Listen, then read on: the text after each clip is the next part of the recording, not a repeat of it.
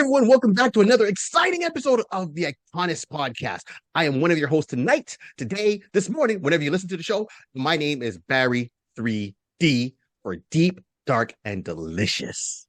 Hey, and the joke never gets old. And on my side, it's always the man, the myth, the legend, the one that's got you dancing all night long, especially on the long weekends, right? Hope you enjoy. My cousin, the one and only DJ Rod C. Welcome in to everyone. We have something for you. We got something for you. I'm just so excited. I don't know how to start off by saying, do you see this other number? Does that look very interesting? We'll leave it at that. Who we're talking about? We'll leave it at that. Shh. We'll get back to that. We'll get back to that. Okay, I'm trying to keep my heart rate low, and there's reasons I show some behind the scenes stuff. All right, here we go. So first and foremost, this is episode 150. We've hit 150 episodes of the Iconis podcast. We are very proud to say that we've hit episode 150. We always like to celebrate these little milestones, like episode 25, 50, 100, 150. Thank you for being here. And for you who are new, go back, check out our backlog. For those who have been with us all 150 episodes, Sean, gotta shout you out. Thank you very much from day one and rocking with us from day one, and everyone that supports us. So let's get through some of that, and then we'll get right down to it. So first, as we always say, manners maketh the man.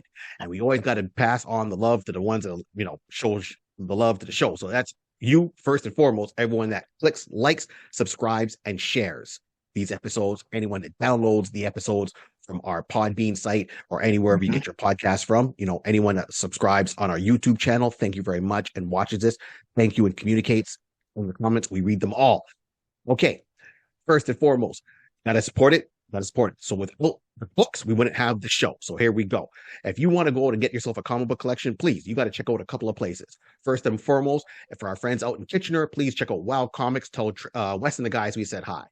For those out in Cambridge, go and check out A Hero's Tale and tell Andrew and the rest of the guys we said hi. And last but not least, check out X Wings in Montreal. Tell Trevor and the rest of the guys we said hi. If you're any of you watching this right now, you see me wearing this shirt, my Gatchaman shirt. Extra special shout out to Trevor, who understands that I'm a huge Gatchaman, Battle of the Planets fan, and he was able to get this shirt, for me. Not for me, but the person that ordered it didn't take it. Guess what? I swooped it up. Beauty, and it's an official shirt. It's not a knockoff because you can see here in the little white writing here, it's a Sandy Frank. Okay, right on. Thank you, Trevor. Now, on top of that, we got to do a shout out to the rest of the comedy troupe, because I do comedy. So if you want to find out where I'm going to be for any news about this show, please go and check out barry3d.com. That is my website. Links to everything I do, including this show. And if you want to see who else I do comedy with, that's one of our guests we just had on just recently. So that's Dave Sokolowski, Zolf Ali, and myself. We are a Touch of Gray Matter, rocking a stage, and for charity and for fun near you. Okay. Rod, before we go any deeper, where can we find you? Well, you can find me everywhere possible. You can find me on Instagram at Mr. Rod C, MRRODC. You can find me in the world of twitch.tv/DJ Rod C. You can find me in the world of TikTok at DJ Rod C1. That's DJ Rod C1. Number one. Let's go. We are also a part of the Subculture Podcast Network. So that network makes up ourselves, the Iconis Podcast, along with Rebel Rock Radio, Dork Wars, the podcast, Portable Hole, the podcast, Entertainment Rants podcast, and of course, Trekker's Delight. So I did say, Trekker's Delight. Okay, there we go. Not Rapper's Delight, different whole thing altogether. Along with us, we're the Subculture Podcast Network. Check out our show. Check out the shows we're also affiliated with, and that would be great. We got some stuff that are coming with all of us. We kind of crisscrossing each other's shows, and that's in the works, people. It's in the works. Sometimes it just takes a little bit longer because this is a grassroots operation. Everything is done by us. We're almost like FUBU. For us, by us. Nice. What I mean by that, I mean by podcasters and everything out there and everyone out there, right? We don't discriminate. There we go. It's all much love. Now, as I said before, we're also on Podbean. So if you want to check it out and you too want to have your own podcast, check out podbean.com. You'll see our show, which is the Iconis.podbean.com. And you'll find our page with all past episodes you can download, share, and listen at your own leisure. And once again, please comment. We will definitely get back to you on top of that. And with that last part there, if you need any kind of work done, regardless of where you are in the world, and you need a graphic designer, be it for a digital media or a physical media, doesn't matter what it is, from posters to cards to logos, anything for any event, as I said, podcast or wrestling, there's only one man and one man you should reach out to, and that man is J Bird Digital Art. Mr. Jason Reese, J Bird Digital Arts. Please, you tell him you heard about him on the Iconist podcast, and he will give you a discount off the work. Also, we got to say, you know, we're recording today. So today that we're recording is March 24th. But, you know, this episode's coming out later than that. But we got to say, happy birthday, Mr. Jason Reese, for behalf of myself. Yes. And me. Happy birthday, sir. Happy birthday for all you do and everything you do for us, man. So by the time you hear this, Jay, we know we've already wished you happy birthday on your Facebook page. And if anyone wants to reach out to Jason or Jaybird Digital Arts, you reach out to him on his Facebook page. That's the best way to reach out to him. Wish him a happy birthday. Tell him you heard about it on the Iconist podcast. And, you know, start your projects too. It doesn't have to be anything. And he's really great, professional, awesome. We love him. All right. Wish you a great one, brother. Another year around the sun. Hey, Jinx and Mischief with a lot of laughs. There we go. You okay? I'm good. All right. Okay. You know Yeah, I'm good. All right. So we will kick off this episode. Right. Surprisingly enough, it took us 150 episodes to finally get to this episode. Rod, on the Iconist podcast, who's the icon today, Rod? The icon is Gatchaman. Good Lord, it's Gatchaman. I've been trying to keep myself together for this whole episode for the longest time now. A lot of people are always saying, hey, Barry, you talk about Gatchaman. If you look here behind me, some of you might see it, might not. You see this big poster behind me. You've probably seen it in other of our YouTube videos. And if you watched it on YouTube, you see this poster. It always hangs on my side, no matter where it is. This thing is about, like, 2 feet, 3 feet big, or whatever case it be. This is a Gatchaman of Eagle Leader Ken. Right? Okay. Eagle Leader Ken from Gatchaman. All right, that's who it is. I'm wearing the Gatchaman emblem shirt because that's who it is. We were talking about Gatchaman. We're talking about Battle of the Planets. We're not talking about G-Force Guardians of the Galaxy, even though, no. That was too watered down.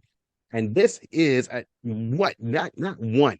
This is my absolute favorite anime IP of all time. Bar none. It's number one. I know we didn't cover it on episode 1. We didn't cover it on episode 25, 50, 75, 100. We're going to give it time. Like good wine. Just let it sit. It savors. It gets better over time. It's time to bring that bottle out right now. And that's what we're doing.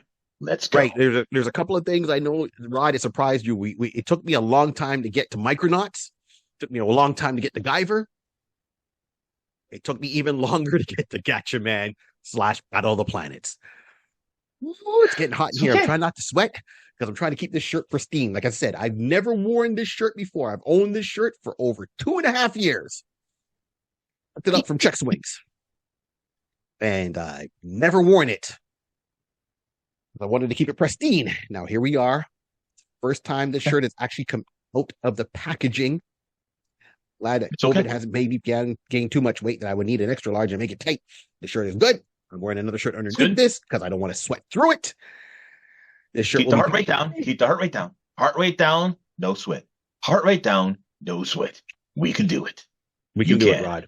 I'm going to try my best. That's all we can do. Okay, so first of all, let me show you what we'll get into the facts of this, but as a young lad, I was into my science fiction stuff. God bless my dad. I'm not talking, he's not passed, he's still around, right? My dad come over to Barbados. Yeah. Uncle's still good. Uncle's still good. What? I missed something? Right. I'm just saying. I got to call him out. Sometimes you got to give people their flowers and call them out in a good way. All right. I got to give my dad my flowers. Right. People say, "Hey, man, what does your dad do?" My dad came over now. And keep in mind, he's from Barbados. He's come over. My mom's come over. They have me. All right. There we go. And here we are living in Montreal. And while there, I'm a huge sci-fi person. Henceforth, while we do this podcast and show. Now, with that, my dad has come from action movies. My dad is more about cowboy movies, Western movies, action movies. That's what he grew up with. He Right. wasn't big into sci-fi. He was not big into sci-fi back in BIM, back in Barbados. No, he come over here and all of a sudden he have me. And the first thing I see is Gatchaman, Star Wars, Godzilla, Speed Racer. Oh man, I'm Looney Tunes. Yeah, that's what I came up with. Okay, that's what that we didn't have back then, right? Because there was no data machines in your house, there was no VCRs in your house, no VHS, there was no streaming services, right? Those didn't exist back then. You had your one TV, was this not even a flat screen, it was this big box TV that takes about 4 guys to come and lift into your place because that thing was solid oak with a tube screen TV. Okay, you've seen, if you watch WandaVision, you've seen the old school TVs. It took a lot of people to move that box TV into place with the dial, the switch channels. Okay, it wasn't even no remote control, press a button. You had to pick switch channels. And this is how we grew up. And there was no after school cartoons. If you got an after school cartoon special, you was lucky. Let me tell you right now, was all about Saturday morning cartoons. From Saturday morning, starting like at 7 o'clock till 100%. like noon. That's when you would catch all your cartoons. It would be on CBS and NBC and ABC. There was no Fox, there was no Amazon, there was no Prime, there was no Netflix, there was no Crunchyroll or whatever case to be. There was no YouTube. There was none of that. None. It was press being a nerd back in the day. So now we're sitting there, and of course, my dad had to put up with me and understand him and my mom, but not even just like, but I say more my dad, and you'll see why. So him and my mom both come over, have me, turn around, I'm into sci-fi. Parents being parents, they look around at the other parents like, do you understand this stuff? And every other parent going, we don't understand their stuff, but our kids seem to be in this stuff. It's the North American way. And they knew that would I struggle Monday to Friday to get up to go to school? Absolutely. But come Saturday morning, I wouldn't need nobody to wake me up. I wouldn't need an alarm to wake me up. My internal clock would like, oh geez, what time is it? And I wake up and I jump out of bed at 6 o'clock in the morning. Now keep in mind, this man worked Monday to Friday. My mom worked Monday to Friday, 9 to 5 jobs. My dad did other jobs outside of, he had 2 jobs. My mom came home, took care of me while dad was, okay, this is what it is, right? Both parents working. And the one day they get to sleep in is the Saturday. And let me tell you how good of a man this guy was, okay? Because on Saturday, I know he gone to bed late. My mom gone to bed late, and I'll bright and early, bushy-tailed, wake up, brush my teeth, run over, click on the TV, on the channel 3, click, click, click, click, sit there. I start watching Battle of the Planets. I came across this episode, and I'm like, okay, it's in the future. They got costumes. They're ninjas, and they look like birds that can fly.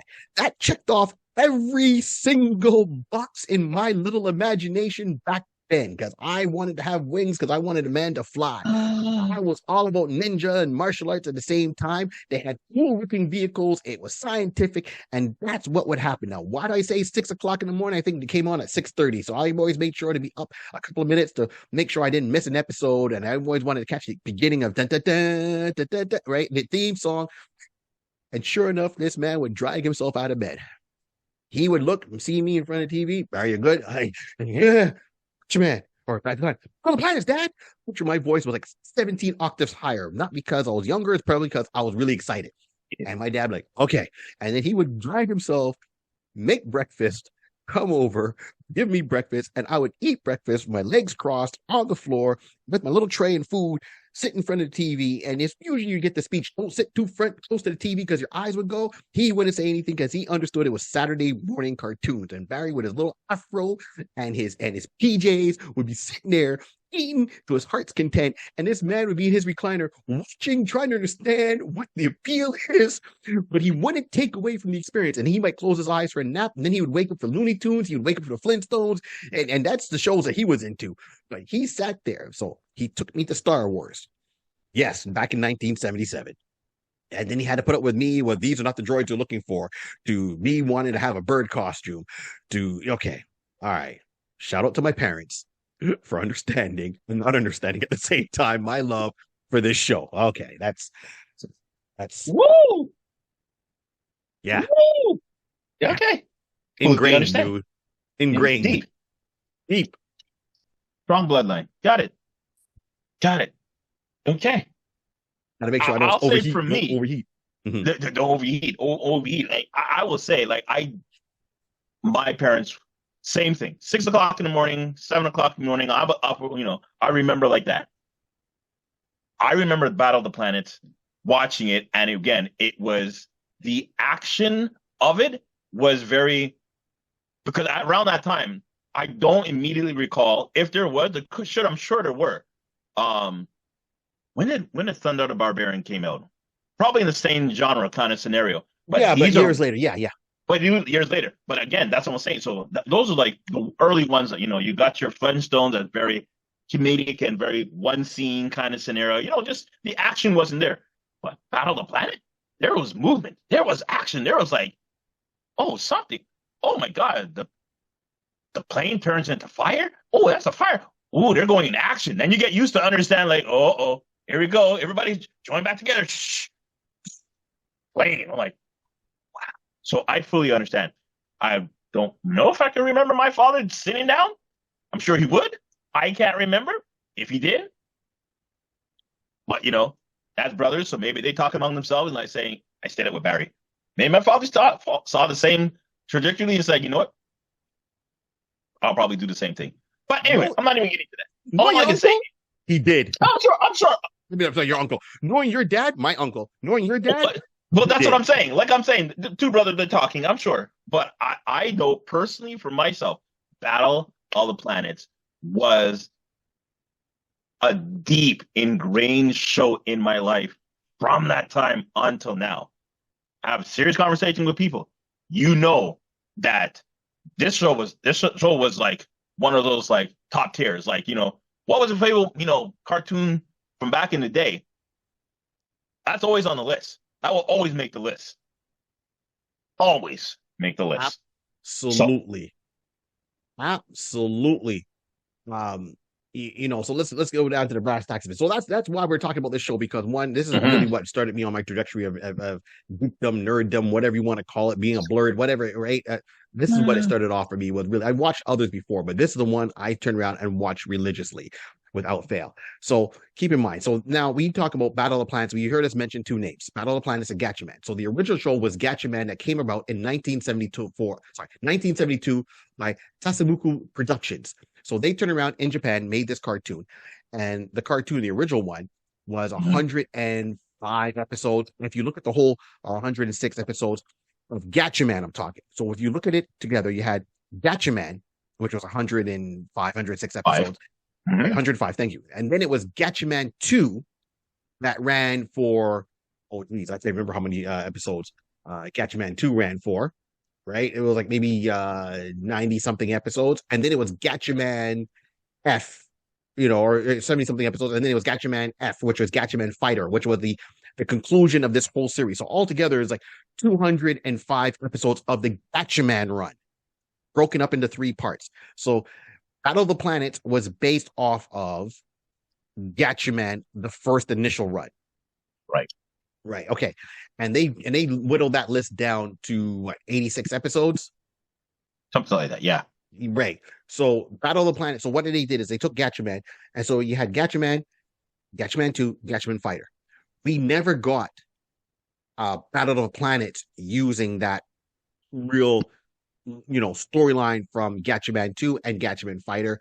They did do it in G-Force Guardians of Galaxy, and they kind of did that, but we're keeping to the original, not to overwhelm. So Gatchaman is what came out. It was like 5 characters. Science Ninjas. That's their Science Ninja Team Gatchaman. Got That's you. the full thing when it translates. Why? Because they were ninjas. They were trained as ninjas with the fighting style. How they operated, but they had science between. Why is the science? Well, the science is their vehicles. They were physically enhanced for their speed, endurance, abilities by science to be stronger. Picture like almost a bionic man, right? We can Right. rebuild them. They were young teenagers that were put together, trained to stop this terrorist group, which was Spector. Okay. Because they're trying to steal our resources and trying to undermine what happens with man. So that was a Science Ninja Team. Gatchaman. Mhm. All takes place on Earth. got it. Sandy Frank now goes to this conference, right? MIP conference, and he turns around to, and the MIP conference is a French name, the Merchandise International, whatever, but it's MIP. And he goes there, and these are where shows would go to say, hey, we have a show here in Japan and we want to get it out to a national market. So they're shopping it around, right? It's like a whole trade show. So, Yep. we've got other properties before, like Speed Racer came across that way because it was shown here at one of these shows and it got brought over, along with other Japanese cartoons that we got over in North America.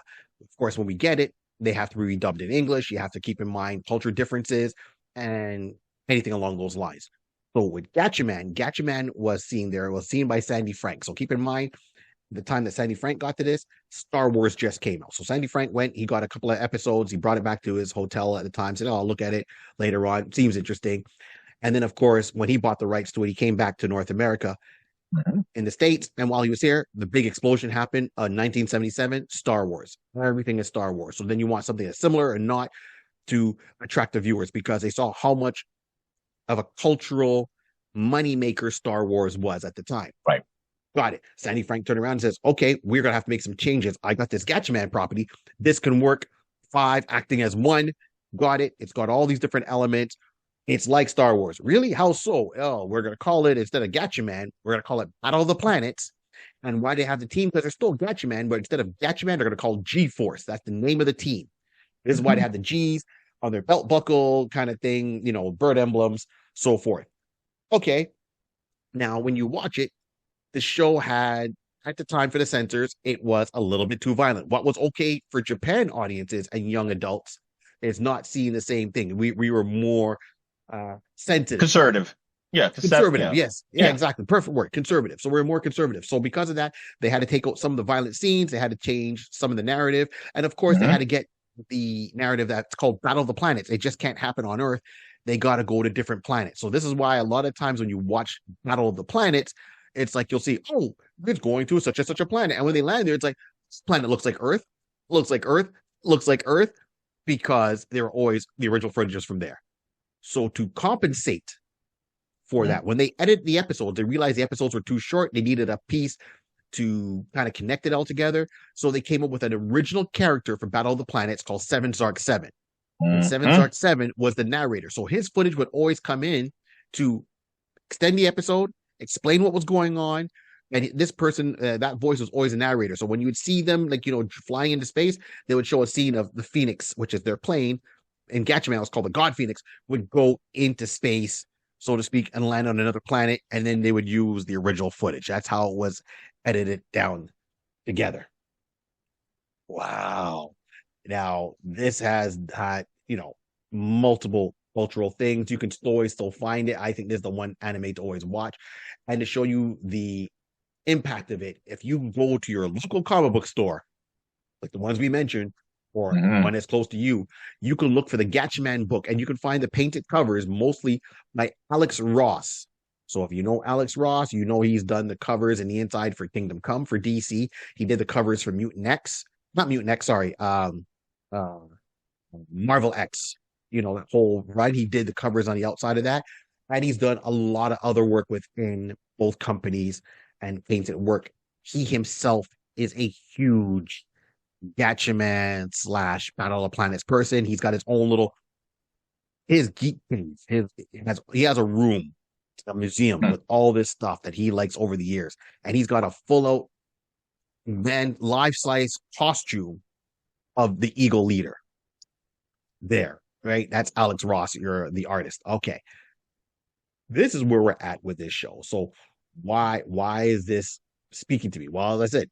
When I heard about it, when I first, once again, went off Star Wars, Battle of the Planets, and then you see the episodes, and it makes a lot of sense.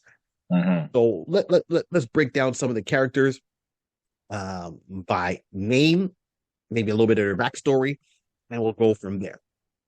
So, and I'm going to go back and forth, so hold on with me. So we got Gatchaman, right? / Battle of the Planets. So under Gatchaman, the characters had one name. When they came to North America, they renamed the characters, and of course, different voice actors to have them in English. So we'll go from that. So as Gatchaman, it was Ken the Eagle, who was the leader. So he's G1, because when they're in their human clothes, you'll see each of them have 1, 2, 3, 4, and 5.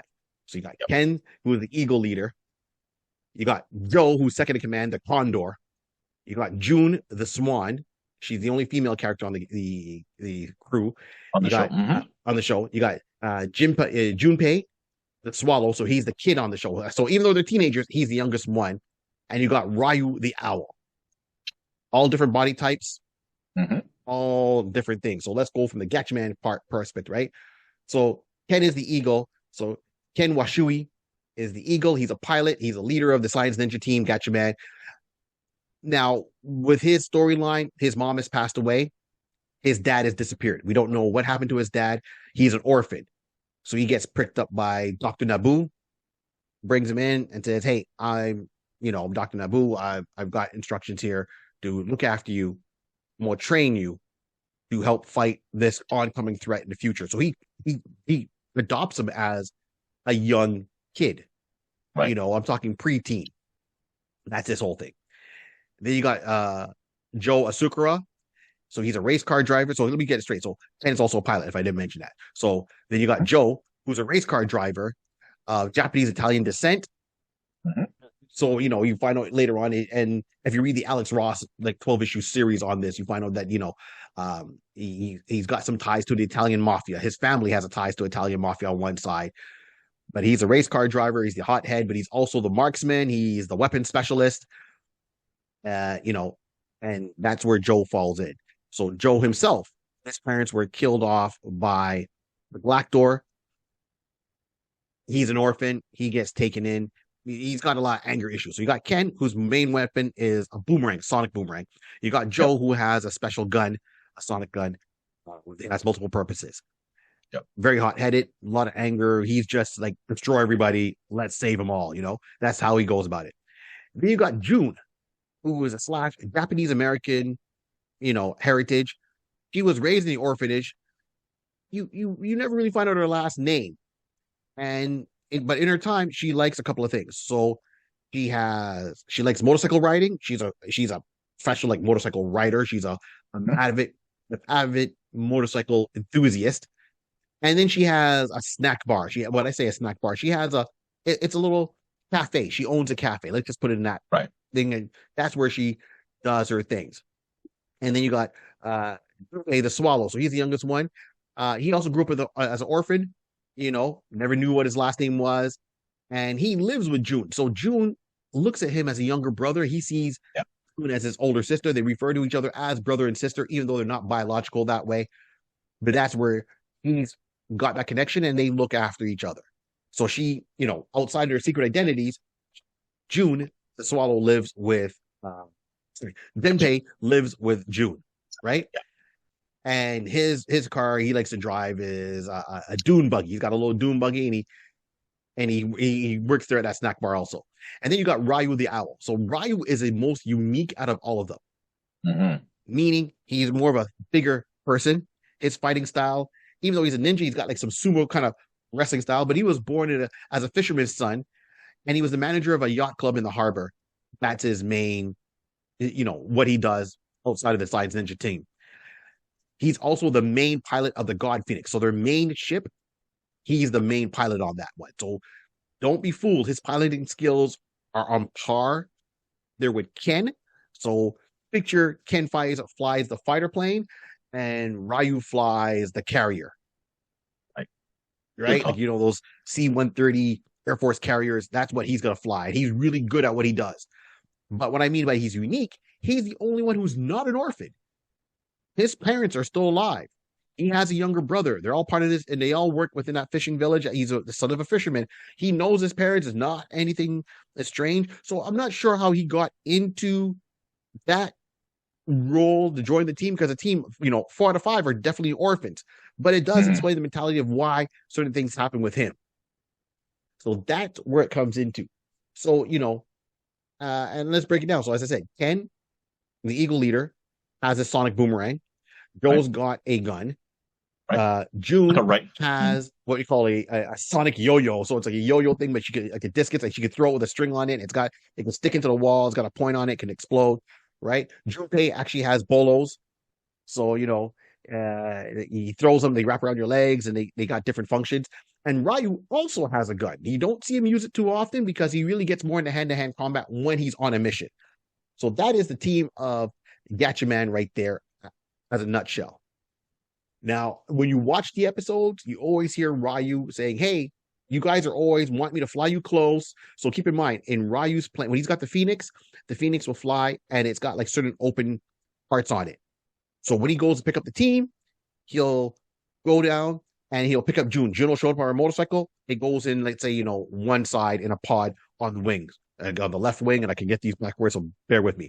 And then on the right wing, he picks up Junpei in his dune buggy, which converts into like this all-terrain battle vehicle. And then, he'll go and catch up with Joe. His car turns into this like high-end Formula One race car that goes into the nose of the plane, and then he goes up in the atmosphere, and then he connects with Ben, the Eagle Leader, and his plane flies into the back of the God Phoenix, and then it all connects. Boom, they're good to go. And that's how then they all meet in the cockpit. They all have their respective roles within the Phoenix, and they go away, and they go off to do their missions. Okay, now a lot of times when they go, they have to leave the God Phoenix, and I'm not overshadowing anything. At times it's like, okay, look, the God Phoenix can fly, can go underwater like a submarine, it can fly in the regular atmosphere. And at times, in moments of distress or danger, if they have to go fly through an object or get out of something, they can hit like this ultra hyper mode. And this plane starts going so fast, it starts developing fire around it, looking like a fiery flame bird, henceforth the Phoenix name. And it causes it to fly through objects, monsters, and giant robots they fight but it can only do it for a little while, and it causes them to pass out because of the intense G-force. Nice. Segue. So this is where it is. So a lot of times when they have to leave the Phoenix to kind of go on to a mission, they'll say, okay, Ken will say, okay, it's me and Dune. We got to go on here and do this. Joe and Junpei, you guys go that way. And then Ryu's like, hey guys, what about me? No, you got to stay here with the Phoenix. We need you. We'll radio. And he's always saying, well, how come you guys never call me? I want to be on part of these missions. I don't want to always be left behind. And in the end of the episodes, it turns out, well, the reason in Gatchaman they say you get left behind is because out of all of us, you're the only one with family, Ryu. If we end up passing away, no one is going to mourn for us. We're not going to hurt anybody. We're not going to leave anyone behind. That's going to be sad. There's no one that's going to mourn for us except for Dr. Naboo / also Dr. Anderson. If you watch Battle of the Planets, same person. So Dr. Naboo, that's it. But we don't leave any family members behind. You have a younger brother. You have a mom and dad. So it's our way of kind of protecting him. They only bring him in when it's absolutely necessary. This is why they always leave him behind. So it's not that he's weak. It's not that he can't hold his own. It's not that he's not a good fighter. It's really Ken's way of saying, yeah, dude, you have a family. We don't want to kind of go back to your family saying, hey, we all made it back from the mission, but your son didn't. So that's how they look after each other. So it's almost like they have their own family dynamics in it. Now, within Ken and Joe the Condor, Ken sometimes can push a button, but Joe is a hothead. Those two fight more amongst themselves. Oh my gosh. Than anybody else. It's like sibling rivalry between them, and they're not brothers. That's what's always hilarious. Exactly. Now, Ken is a little bit more level-headed. Joe pushes him, and one time Joe will push him. Joe will make him like, man, you pissed me off. That he brings him down to a level that the two of them start having a fisticuffs amongst each other. Joe's whole mentality about things is shoot first. I'm not asking no questions later. Let's move on. And Ken would be like, hold on, let's think about the situation. And Joe was Mr. No, the Galactor or Spectre, they killed off my parents. I'm just shooting everybody. I'm not asking no questions. There's the enemy. Let's fight. So here's the thing with the episodes is with Gatchaman, yes, you see people die. Be it the enemies, and I mean, there's no a machine blows up, and then 5 minutes later, or 30 seconds later, you see a parachute coming out. No, it's not like G.I. Joe. When things blow up, you understand. They're humans, humanoids there are the humans inside of that giant robot machine controlling it, or in this enemy base, and they're blowing it up. Okay, there's no like, oh, we made it to the escape pods. No, no. Sometimes even the leader of that base ends up dying, and We're good at the colony. you don't see him again or her ever. They're gone. They're gone. They're gone, they're gone. Gone. Yeah, exactly. So to get rid of some of that violence, that's why they had to turn around and re-edit the episodes for censorship, because we're more conservative over here, and that's fine. And that henceforth, that's where Battle of the Planets comes in. So that's in a nutshell. What do you got to think about that, Rod? Listen, these characters are very, like you said, the great thing about it that you can see the different dynamics of all the characters. So you're pointing out the two of them. Actually, you say like three. So you were saying Ken, Joe, and even for Ryu. But Ryu is more of the compassionate one. You could say Mark or Ken. Let me go from the Gatchaman. So Ken is very level-headed. Joe is just want to push buttons. Shoot first, ask questions later. Or don't even ask questions. Shoot first. All right, on next one. Why you do that? Let's go. But then you look at Swan. June, sorry. June, she is the peacemaker. She's the one who's just basically trying to keeping the cool, keep them together type of scenario. And like you said, Jinpoo, I'm going to say his name properly again. Let me say that. Jinpoo is Jinpei, yeah. Jinpei. He's the kid of the whole thing. So he has that bubbly type of attitude, and just he's getting himself in trouble. He's just like the little brother who's always around when you're saying, okay, give me a couple seconds. Yeah. It's always hilarious. So you could see the different dynamics of that. And it's great because you don't normally see that in cartoons back then. So it was another way of pulling the audience in, realizing, just to let you know, this could possibly happen. These guys could be real. Again, entry, early multiverse. This could be happening somewhere, someplace right now. It seems so real because it is in another universe. That's what it is. So, I mean, I've always liked the show. Like I said, it was one of those type of show that's ingrained and just made you feel like, yeah, there's a lot of story. It makes sense. As I said, coming over to the North American audience, they had to downplay it, switch it up, bit more conservative. But when you now older now, you can go back and watch. You can it wasn't that far of a difference. But I can understand a young 7-year-old eating their corn pops, eating their cornflakes early in the morning, and just sitting wow.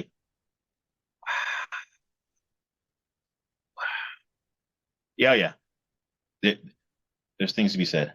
Of course, absolutely, there's things to be said. So that's when it came out, and I mean, this ran for, as I said, many years, and many properties. So we've never had a really big. There's been video games made on it. There's been toy figures made on it. There's been merchandise, licensing made on it, and that's what it is. So I liked, as I said, Gatchaman. That's the origin of these characters. Now, if you watch the original Gatchaman run, as I said, 200 some odd plus episodes.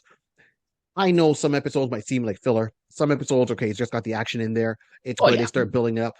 And, you get to about episode 49-50 is where it starts ticking in, right? Where the storyline really starts getting deep. And it's a full nice, if you watch Gatchaman 2, Gatchaman F, even though the ending is a little bit bittersweet, it's a whole, you got a full rounded series. You get a full story arc with all the characters. So with Gatchaman, here's some key points that you don't, some I'll go through here. Here's the difference. So in Gatchaman, you got Ken the leader, right? In episode 50, he's always talking about he's an orphan. But then you see this other person show up, from, they call it, he leads the Red Impulse, which is another fighter pilot team. So the leader from Red Impulse, his name is Kronos, always disguised, and he shows up. And there's times where he has to kind of push Ken to be a better pilot, to be a better leader, to go through certain things. And then at one point he drops little hints here and there. And then Ken's goes back to Dr. Naboo and is like, is that leader my dad? And a lot of times it was kind of no, I don't know what you're talking about. No, he's part of another, you know, part of the Earth organization. So just how G Force is one division, Red Impulse Mm-hmm. is another division. We have different divisions within the spy organization, just like Shield. Shield has, its super soldiers, it's got its traditional agents, it's got anyways. So it breaks down all that thing. So he's got different things going on. So, but as you find out as the series goes on, you find out that Kronos, the Red Impulse pilot leader, is in fact the father of Ken. He left Ken behind with the mom because he went undercover trying to infiltrate Spectre, the Galactor and Gatchaman in Mm-hmm. there, and you always feared that if his identity got out, they would take revenge by killing off his wife and his son. So he really had to watch from a distance and change his persona to carry on this battle. And that storyline goes on where there was a lot of is he, isn't he, not sure. And it almost brought me back to how it was with Cyclops and Corsair of the Starjammers. Is that my father, not my Mm-hmm. father? And it kind of plays a very parallel to a lot of points. And the only difference is by the time he finally confronts him and says, hey, yes, Ken, I am your father. And he finds out for sure he has to sacrifice himself. Kronos, has to sacrifice himself to save this city, save his son, and the rest of the neighboring area by Mm-hmm. destroying this missile. That's it. He's gone. You don't see him again. So he finally gets closure of you're my dad. Certain things make sense. You see the similarities between the two of them, and then he passes away. Right? No coming back. That's Right. story writing right there. Uh, then as the series progresses, so that's something we don't get. Like in Battle of the Planets, they still go Mm-hmm. through that, but they don't kill him off. They make it to pretend like he's dead, but then he comes back. It's almost like a Marvel comic or DC. Nobody dies for good unless you're Barry Allen, and even then, it just took longer to bring him back. Okay, Yeah. so now with Joe the Condor in Gatchaman, his story arc wholly different. He goes being a hothead. He gets into a mission where he gets a piece of shrapnel that's stuck in him. Same thing happens with Battle of the Planets. But in Battle of the Planets, where this shrapnel, almost like Tony Stark, it's moving towards his heart, can kill him. They put him in a centrifuge thing, just like Iron Man. They get it out, or no, it's not his heart. I think it's in his brain. Sorry. And they were able to remove it finally, or it falls out on its own. He gets saved. And that's how they change it in Battle of the Planets. So he never goes through that story arc. In Gatchaman, it does become fatal. He goes and he's supposed to be, they took away his transmuter. So they all have these watches that turn him from street clothes and street vehicles into their G-Force outfits, right? When playing with molecules. It's the ultimate changing thing. Transmute. I know in Gatchaman, they say bird go. I think transmute is way better, Yeah. right? So they get the watch, they put it over the face, molecules turn around, and it changes a propeller plane into a jet fighter. It changes a race car. Like I think Motors. he's got a Mhm. right Right. into like a Formula One race car. June's motorcycle turns into a futuristic motorcycle that has skis at the bottom that can actually put her over water if she needs to be. Junpei goes from a dune buggy into this all-terrain track vehicle that can fly. It's got rockets on it, different gadgets like a saw, drill that's inside of it. The only one that doesn't have that is Ryu the Condor. So Ryu, do I say that? No, Ryu the Owl, because the Phoenix never transforms. It's just in a state where it has no vehicles in it, or it has the vehicles in it and it takes everything on board. Yeah. So with Joe the Condor, his story arc is he gets that shrapnel. It proves pretty much fatal. He's supposed to stay, so they take him off the team, and he's not supposed to transmute or do any field work because he's slowly dying. Of course, Joe being Joe, disobeys orders. G-Force, Gatchaman. Gatchaman is not just a person. The Gatchaman is the whole team name. So Gatchaman is in a mission. They get almost captured. Joe goes Mhm. there, shows up in plain clothes, and it's very reminiscent of rest in peace, Jason David Frank, of not of Tommy the Green Power Ranger. If you watch that first arc where Tommy the Green Power Ranger loses his powers, he has to fight Goldar. without the Power Ranger coin because his powers are gone. He's fighting him, and one of the best episodes, in my opinion, in that series. If you like the Tommy arc, Joe does the same thing. He goes in there without the Gatchaman costume. He's in street clothes. He still has access to his abilities and weapons, and he goes like kamikaze on who he's got to fight, taking out endless amount of troops. Gets in there. Last mission, he sacrifices himself. The team thinks he's dead, but he gets picked up by a defector scientist who wants revenge against the Galactor. Gives him a cyborg body, so they, give him a cyborg heart. Joe, and this is now Joe's storyline. That's how it ends in Gatchaman. But in Gatchaman 2, you realize now they've come up with another person to replace Joe. You find out later on that this person who's replacing Joe on the team kind of butts heads. You find out that he's a spy for the Galactor. And he gets taken out by this mysterious figure, which they think is Joe the Condor, but Joe the Condor is not around. And then he finally shows up, and you find out that Joe doesn't feel like he's back fully with the team because he's made certain decisions, and he himself has almost like a ticking time bomb inside of him, but he's a cyborg. So he's always outside of the team. Yep. At this point, they got a different machine. They got the new God Phoenix, which looks more like a bird instead of the traditional one they had, that blue and red plane they had. So they all got different vehicles. It's bigger. It looks more truly like an eagle. That was more for the Gatchaman, the original Phoenix, and not the new God Phoenix 2 they updated to. That's my personal aesthetic for it. But that's where the storyline comes in. And I'm like, wow. And then you get into Gatchaman F, which kind of redeems all that story. So in Battle of the Planets, yes, he stole Joe, right? So it's Joe the Condor or Joe. So Joe, he stole Joe. Is it? Do I have it right? He's Jason. In Battle of the Planets, his name is Jason. Sorry, my apologies. So Jason the Condor in Battle of the Planets does go through a similar story arc, but he doesn't die. So he never gets the cyborg body at the end of the series. He doesn't die at the end of the series. He just gets injured, but he survives. Everything is good, and it's a happy wrap up there with all of that. So his storyline is different. You can tell he's still hot-tempered. He doesn't talk too much about his family being in the mafia and so forth like that. That's where the difference is. So in Battle of the Planets, we don't have Ken, we have Mark. Mm-hmm. We don't have Joe, we've got Jason, right? Mm-hmm. Instead of June the Swan, it's Princess, right? Instead of Junpei the Swallow, it's Chaos. Mm-hmm. And instead of Ryu the Owl, his name's Tiny. Now, Tiny still has his family. Junpei, or Hiop, he doesn't even talk. He just makes noises. And they all understand him. Don't know what he's speaking. He went from having full conversations with a little bit of a stutter to this boy don't even speak. All right. And Princess, you don't get really too much into her origin. You find out that she's come from a village and so forth. So these are the characters. Now, what I like is when someone who's passionate about this project, like Alex Ross, for example, and he did his 12-run issue that he's kind of was a head honcho behind this whole thing. And there were some spin-offs.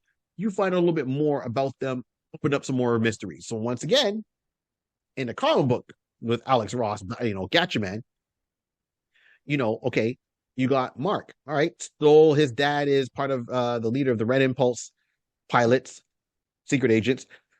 You find that Ken, who is the Condor, he runs into his uncle, and his uncle asks him to kind of take on this mission outside of G-Force, where he has to kind of get back to his mafia roots to a certain extent, because his uncle is in the family business and wants him to take out this guy as a sniper because Ken is,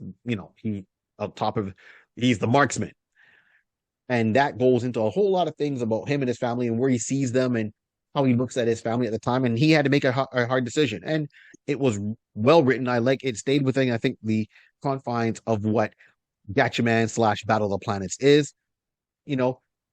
Princess, you find out that she finds her roots from, I think, a grandfather or something like that, from this one village where they had monks, and it almost got wiped out. So she almost connected with her roots.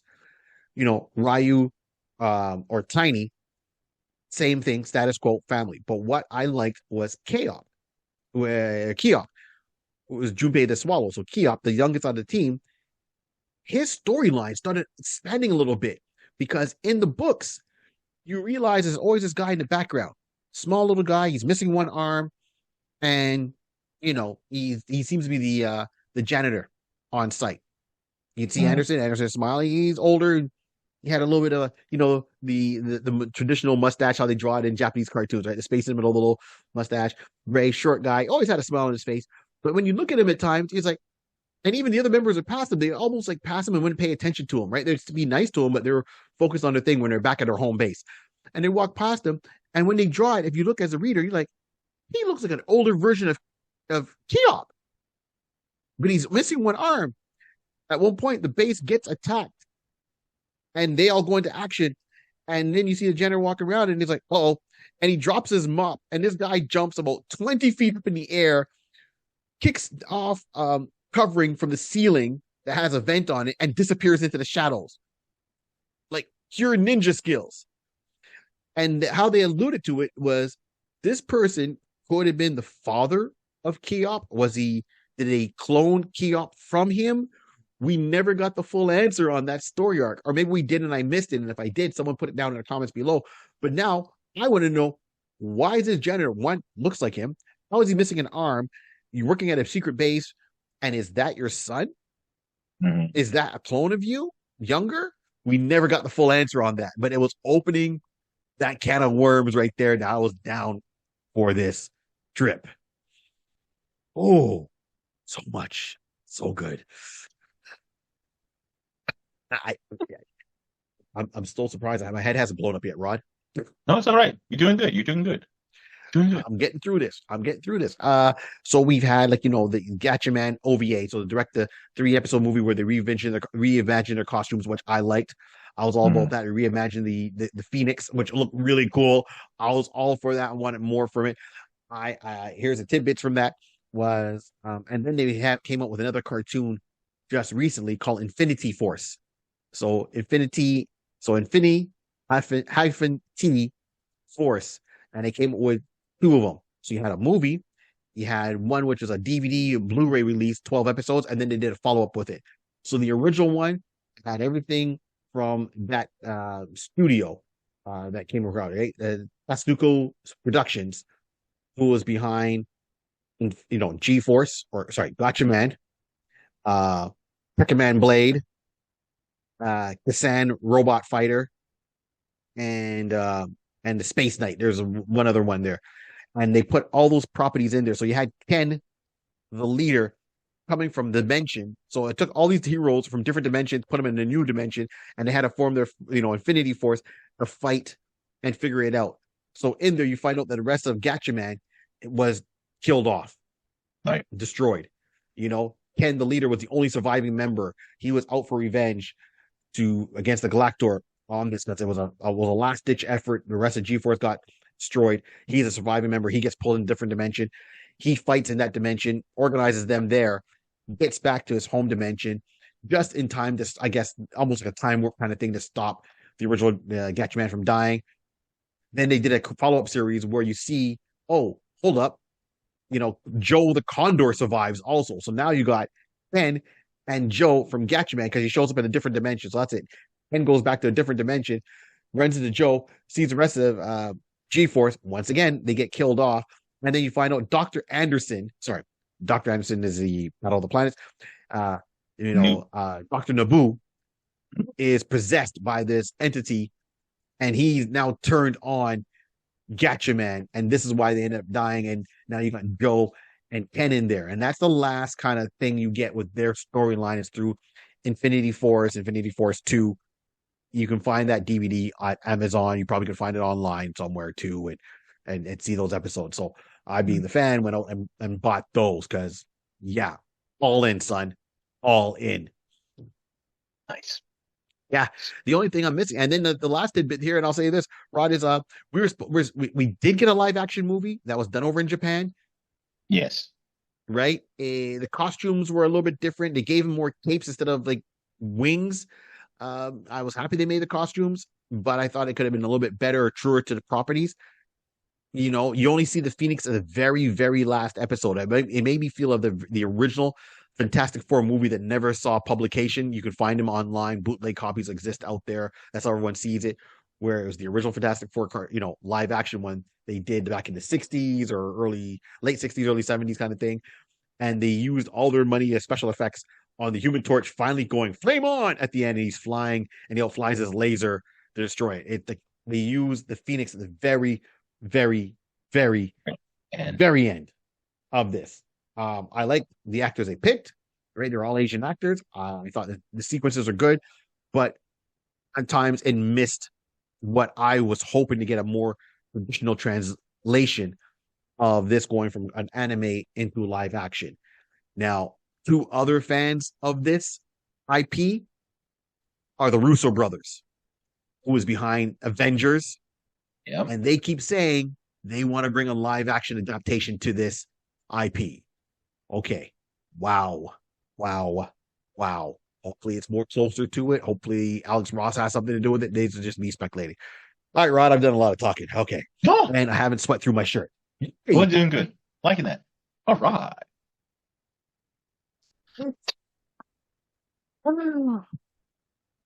So, is it what do you want to? We're gonna break it down. We want to break this down now. I didn't even try fan casting this yet. Oh, you didn't? I didn't. I think we're gonna have to do a part 2 because I'm gonna have to dig a little more deeper on this, and I have no problem doing a part 2 on this. Let's just call this part 1. Okay. Hold your guys. We're gonna come back to part 2 and we go break it down in that one. That'll be episode 151. This has got to be a 2-parter, man. This easily. Okay. We got to talk. Yeah. We will do a 2-parter on this one. Let's just put it that way out there. So yes, I know I'm not trying to prolong it. It was just so much for me to get through that. I gotta. Good. When it's nice, you got to go back. When it's nice, you got to go back twice. All right. Nice. Now, what's your thoughts, or how would you like to see it? You don't have to cast it. We will get into that after. Well, honestly, I want to see it live action because, like you said, the live adaptation that we got was nice. It was one of those, the only live adaptation we got, and you take what you get. So you're right. Yeah. There's certain thing that was slightly different. It had a darker feel, which was okay to me on that sense because with the times, we're gonna have to give it, just make it a little bit more realistic. We're gonna have to put the situation is gonna have to be more dire. Like, why do we have this team come together? Like, no one else can. The government can't handle it. The country can't handle it. We need a specific special ops team for a specific reason. It's one of those ones like, there's no one else. We got to call these guys in type of scenario. So that means the situation got to be kind of dark. It has to be like, make you really inhale, exhale kind of scenario. So I'm okay with that. So I personally would like to see a live one with the similar type of feel to it. Because not if you're saying like, if the Russo brothers, put in their bid into it, they're going to try to do something to it. It's going to be nice.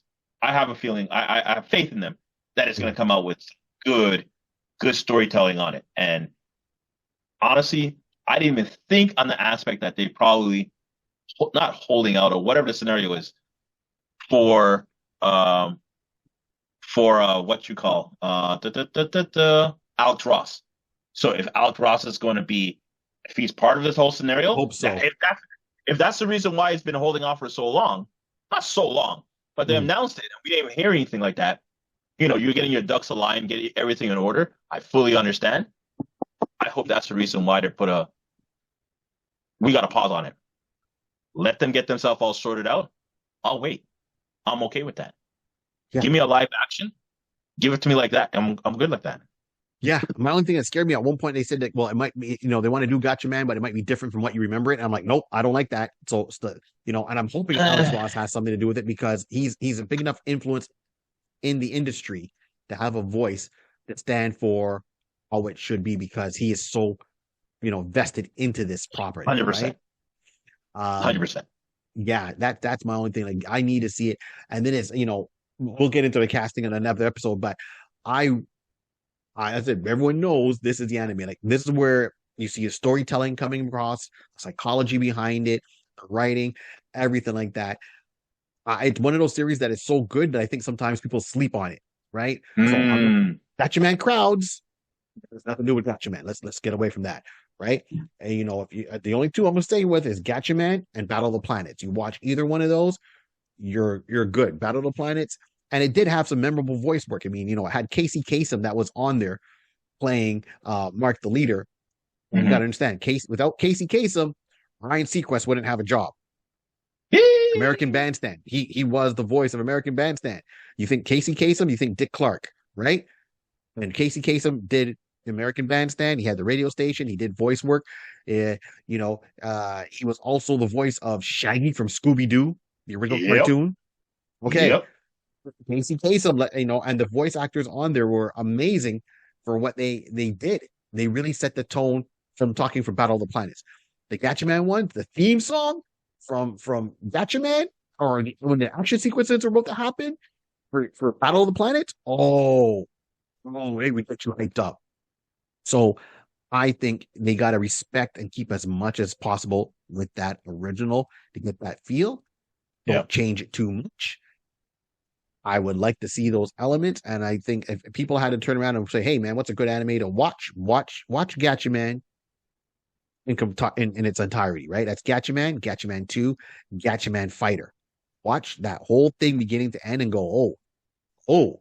And keep in mind the time period that this was done. This was done early, 70s, right? Yep. And then to add more to it. So like 1970, 72. There we go. October 1st, 1972. So my logic is this. You go through Gatchaman, whole series in its entirety. All right, cool. Then go back and watch Battle of the Planets in its entirety. Then take a pause, go to your comic book store, and find the Alex Ross run of Gatchaman. Pick up all those 12 issues with the spin-offs. You know, there's a spin-off with Princess. There's a spin-off with Mark. There's a spin-off with Jason. Get those spin-offs. Those one-shots. Read those. And then put it all together in your head. And then you can go as far as say, hey, go Infinity Force. Check that out. And then go, oh, wow. And then ask the question of why we never got, a video game. Like there's been video games and back in the day, I think on a Commodore or whatever, that never really made over to North American shores. But picture a video game now with that IP, with the history and the lore. Yeah. Give me a video game. Movies are great. I'll watch a movie. I'll watch a new cartoon of it. But give me a video game. That's where I think I was missing. I got the toy figures, I've got the posters, I got the shirts, I got the memorabilia. I wanted give me a decent Xbox PS5 game, and not like just a fight game. They've shown up, yes, in Tatsumoto Studios versus a Camcon, right? And those characters have made their appearances in a scrolling side by 2D side scrolling Street Fighter scenario game. But I want a true 3D immersive. I'm about to say you get that background. Right. Give me that first person type of view, the first person type of, and make it even that online. You'll have your individual, so you can play it individual, but you have the ability that when you go online, then you can choose characters and basically have, like, say, a 5 team, and you basically everybody is one of the characters. That would be a great option. I'd lose it. So yeah, here we go. And I didn't yell it, scream in anyone's ear, so I'm happy that I didn't do that for once. I know I've done a lot of talking, but that's what it is. Good. But that's what it is. Gatchaman, for example, is they're fighting a lot of environmental terrorists and trying to keep the world safe from this organization. Pretty much like G.I. Joe versus Cobra. What? Before that happened? Yep. Battle of the Planets, pretty much same thing. They put on the galactic scale because of the influence of Star Wars. Good or bad, Star Wars has opened our eyes to what we have in this day and age in 2024 today. Right? And I'm not saying it's irresponsible for it, but for North American shores, it made people go, oh, where the Japanese cartoons were ahead of the game, and then we're kind of catching up. Now we're like, Oh, and that's why we have stuff like Invasion USA. And if you don't know that series, look it up. You can find it online, right? Another great series, and that was on North American shores. That was made by, right, because I was behind with Steven Spielberg was behind that cartoon, and that's one that gets slept on. Invasion USA. We gotta talk about that. Yeah, there we go. Okay. What's your points, Rod? I know we've talked a lot, but what no, listen. The points I'm going to definitely say is this is an IP that has a lot of good lore. A lot of people gravitate to their early rendition of team anime groups would have been off of Battle of the Planet, Gatchaman. You go to any Comic-Con or any type of environment, and you can clearly visualize someone wearing a Gatchaman shirt, Mark, Ken, some type of memorabilia. For sure, you'll see it. Yell out, and you'll see all the heads turn. There'll be heads turning. Gatchaman. Who said? Where's Gatchaman? So it's embedded. It's in the environment. It's in the lore. That's exactly it. People know this IP. So all I'm going to say is get a chance. If you're not familiar, it's okay. This is definitely from our generation, but this is still an IP that has kept with the times, and it was lasted the times I'm trying to say. So go and get any information you can. Find any type of videos, comics, anything on that, and you'll be quite amazed and quite pleased with that information that you're finding on about Gatchaman, about Battle of the Planets, for sure. We're doing part one. Part two. Heck yeah. 5 acting as one. Okay, that's like the Three Musketeer thing going on. 5 acting as one. Okay, so there we go. I know I can talk to Gatchaman for all my thing. Well, that's it. We're going to continue this episode and do another episode. We're going to break down. We're going to fan cast it our way and talk more. I know there's still more characters to talk about. I know there's Zoltar. There's the Luminous one. Okay, I get it. I know. X amount of time. All right, there we go. So, Rod, any last words before we wrap this episode up? No, let's make sure you hit that follow button, hit that subscribe, tell a friend to tell a friend. Iconus Podcast. Let's go. Thank you. Don't let the show be a secret.